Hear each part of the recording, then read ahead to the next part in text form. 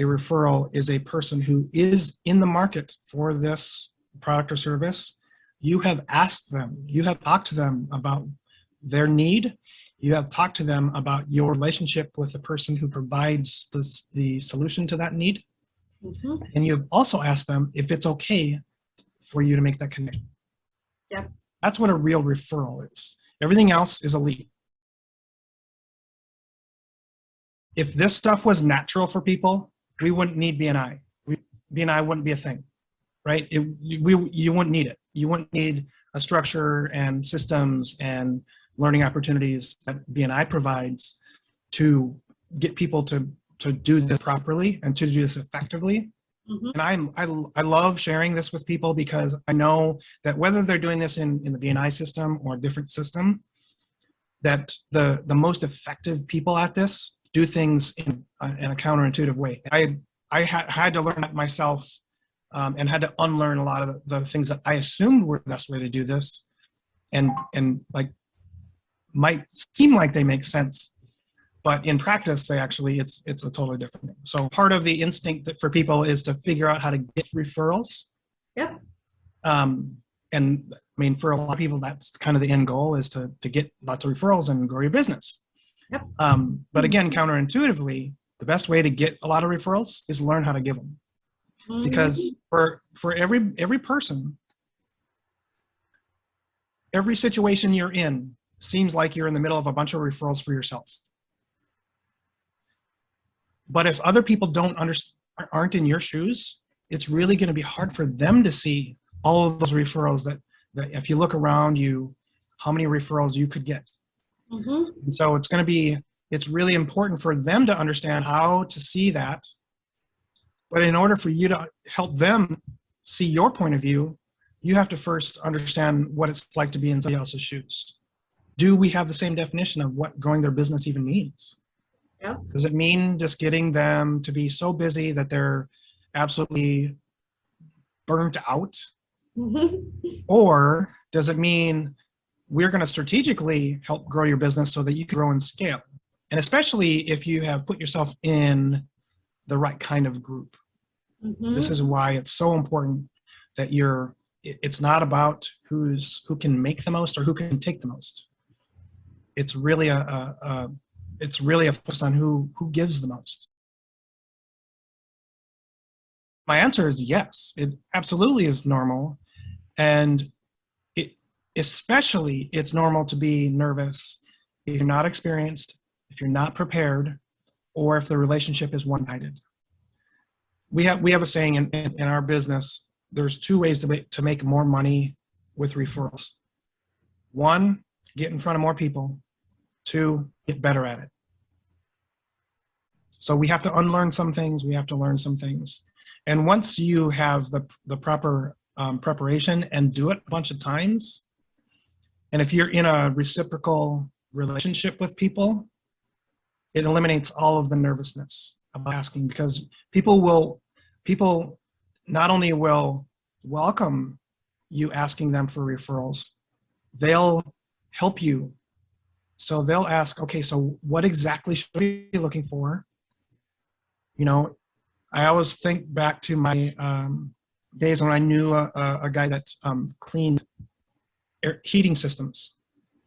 And his dead giveaway was, if you see dust around the air intakes in any building, if there's dust around the air intakes, guarantee you their heating system is filthy.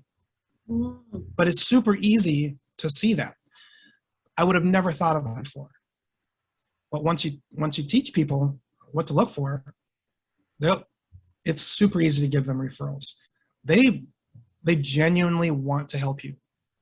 They know that you're the kind of person that's going to be good for their clients or their family member or their colleague. They know that it's going to be a good experience.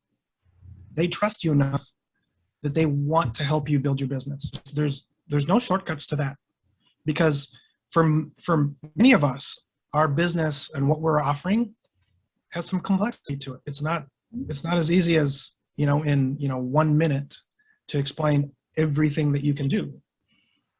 And so one of the things that's really, really important for people to do is break everything down into its smallest possible components. And don't try to talk about everything. People, it's really hard for people to give a referral when they're given a laundry list. But if somebody says, I want to hear from you, I want an introduction to your neighbor across the street that has a basketball hoop in their driveway. Seriously. Yeah. Or that has a boat in their driveway or camper in their driveway or something specific like that that you can either picture or you don't. What happens there is it's a part of your brain called the reticular activation center that if you can teach people how, in a way that triggers that reticular activation center in their brain every time you talk, you've got 85% of the way, because that's the part of your brain that just puts you on high alert. Yep. It's the same thing that is triggered when you hear your name in a crowded room. It's the same thing that's triggered when you drive off the lot in your brand new car that you think is unique, and suddenly you see that exact same car everywhere.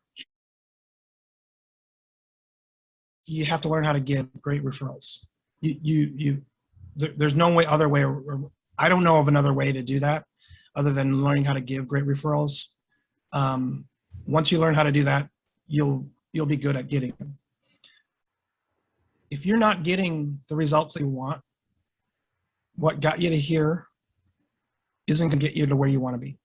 So something is going to have to change. So you'll have to change something about your approach. And adaptability and teachability is one of those characteristics that I've noticed in most of the most successful people I've ever met or known or read about. It's not a deal where you sign up a membership, you pay some money, and then just magically people are giving you referrals. That's not how it works. And you might get people to comply with something that says that everybody in this group has to give each other business. But if it's not based on building relationships, it's not very sustainable. One of the things that we encourage all of our members to do is to make sure they're doing one-to-one meetings with people every week.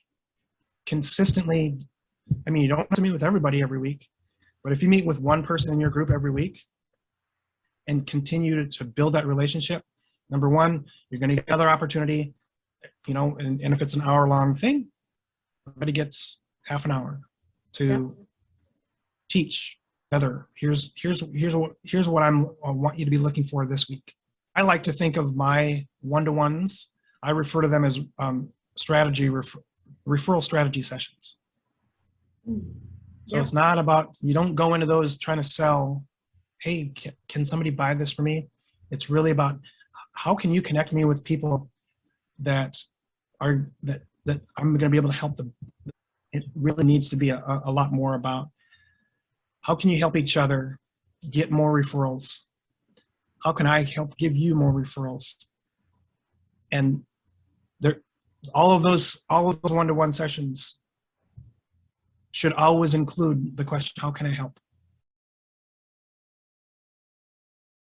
It really boils down to the fact that there aren't any secrets. It's really about building relationships and putting the work in. There's no easy button. So you have to do the work. And then referrals, if you don't spend time with people and help educate them and help them understand what you do, and vice versa, learn about what they do, right? Yeah, they have to care. And if they don't care, they're not going to think of referrals. Certainly not on a consistent basis. They're not likely to. This has been great. You have provided me with such great quality content today, Josh. I know a lot of the tips and tricks that you just gave and talked about are things that are really, really important that people don't often think about. So I think you really highlighted well on everything that I was hoping to get out of this, and I really appreciate your time today. Awesome. I'm so glad to help.